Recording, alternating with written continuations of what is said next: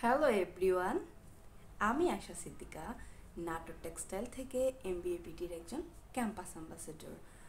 আজ আমি শেয়ার করব আমার এমবিএ পিটিতে প্রথম দিন। নতুন পরিচিতি, নতুন সুযোগ আর এক্সাইটিং মোমেন্টে ভরা ছিল সেই দিন। কিন্তু সত্যি বলতে আমি কেমন অনুভব করেছিলাম, চলো শুরু করা যাক।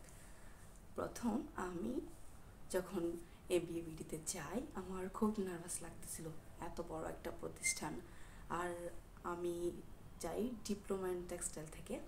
আর ওখানে যারা যারা ক্যাম্পাস অ্যাম্বাসাডার হয়েছিল সবাই বিএসসি লেভেলের স্টুডেন্ট। আমার খুব তাই নার্ভাস লাগতেছিল যে কিভাবে আমি সবার সাথে মানায় নিব। তো প্রথমে আমি গিয়ে দেখি আমার দুইটা ফ্রেন্ড আগেই ওখানে উপস্থিত হয়ে গেছে। ওইটা দেখে আমার খুব ভালো লাগলো। তারপরে আমি কিছুক্ষণ অপেক্ষা করার পর আমাদের ওরিয়েন্টেশন ক্লাসটা শুরু হয়েছে।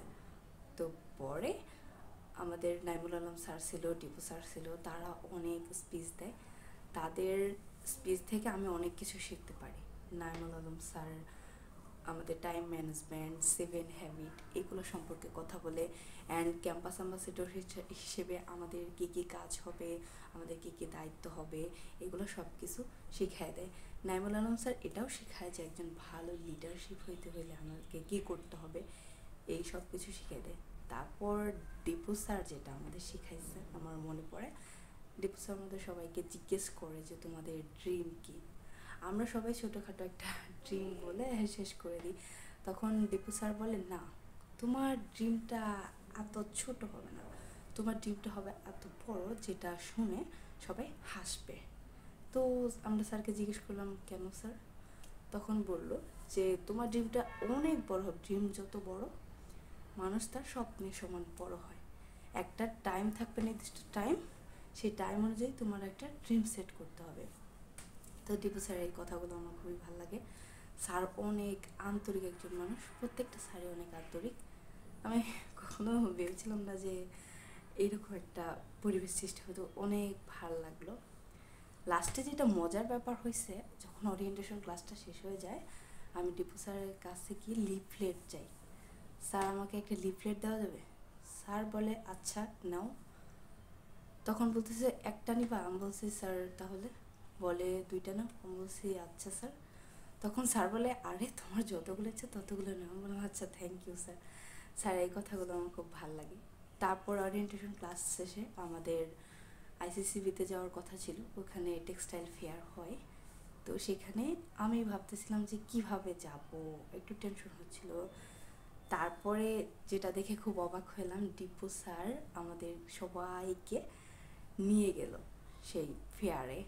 তারপর ফেয়ার গিয়ে প্রত্যেকটা স্টল স্যার ঘুরে ঘুরে দেখাইছে। তারপর স্যার আমাদেরকে প্রথম দিন এটাও শিখাই দিছে সোর্সিং কীভাবে করতে হয়। স্যার বলছে যে মার্চেন্ডাইজিংয়ে সোর্সিংয়ের গুরুত্ব সবচেয়ে বেশি। তো স্যার আমাদেরকে সোর্সিং শিখাই দেয় যে তোমরা প্রত্যেকটা স্টলে যাবা, তাদের থেকে ভিজিটিং কার্ড নিবা, তাদের সাথে কথা বলবা। তো আমরা স্যারের কথা অনুযায়ী ওরকম করি যে তাদের সাথে কথা বলি, ভিজিটিং কার্ড নিই। আমি কিছু স্যাম্পলও সংগ্রহ করেছিলাম। তো এইভাবে অনেক ভালো কাটে ওই দিনটা। তো আমি ভাবতেছি যে প্রথম দিনটা যদি এত ভালো কাটে এমবিএবিটিতে, আরও তো দিন পড়ে আছে। আমি আশা করি এখান থেকে আমি অনেক কিছু শিখতে পারবো, আমার নেটওয়ার্কিংটাকে ডেভেলপ করতে পারবো। এবং ওই দিন লাস্টে যেটা হয়েছিল যে স্যার আমাদের বিদায় দিয়ে দেয়, আমরা চলে আসি।